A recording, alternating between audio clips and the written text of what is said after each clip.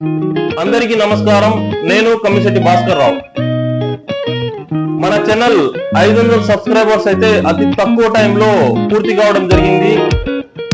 Videos చేయడానికి ప్రోత్సహిస్తున్నటువంటి ప్రతి ఒక్కరికి, సబ్స్క్రైబర్స్ అయితేమి, యూనియన్ సభ్యులకైతేమి, ప్రతి ఒక్కరికి పేరు పేరున ధన్యవాదాలు తెలుపుకుంటున్నాను.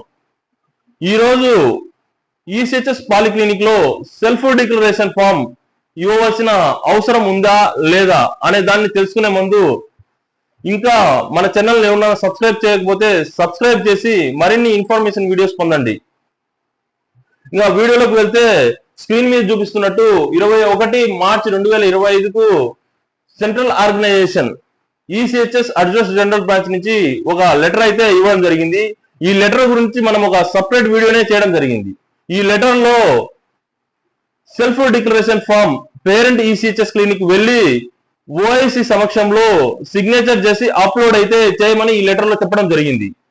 ఆ తర్వాత స్క్రీన్ మీద చూపిస్తున్నట్టు 2 ఏప్రిల్ 2025న ఒక లెటర్ సర్క్యులేట్ అయితే చేయడం జరిగింది. ఈ లెటర్ లో ఈసీహెచ్ఎస్ పాలిక్లినిక్ వెళ్లి సెల్ఫ్ డిక్లరేషన్ ఫామ్ నింపి ఈసీహెచ్ఎస్ పాలిక్లినిక్ లో అయితే ఇవ్వమని చెప్పడం జరిగింది. అప్లోడ్ అయితే చేయని అవసరం లేదనేసి క్లియర్ కట్ గా ఈ లెటర్ లో చెప్పడం జరిగింది. ఆ తర్వాత 4 ఏప్రిల్ 2025కు ఒక లెటర్ అయితే central organisation ECHS adjutant general branch నుంచి అయితే ఇవ్వడం జరిగింది.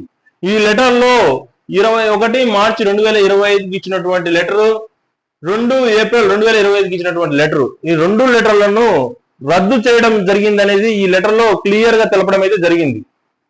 అంటే self declaration forms ECHS clinic వెళ్లి ఇవ్వవలసిన అవసరం లేదనేది క్లియర్ కట్ గా ఈ లెటర్ లో అర్థమవుతుంది.